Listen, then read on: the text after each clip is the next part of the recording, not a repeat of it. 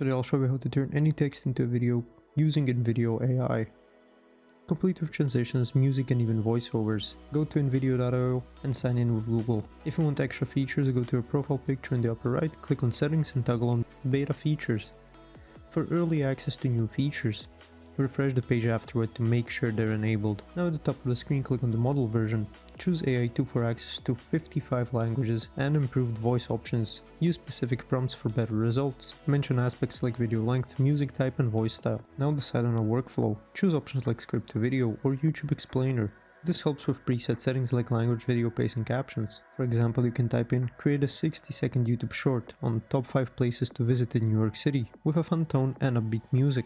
If you want a unique personal touch, click on clone your voice. You have to record at least 30 seconds of high quality audio, mentioning you give permission to use it in InVideo.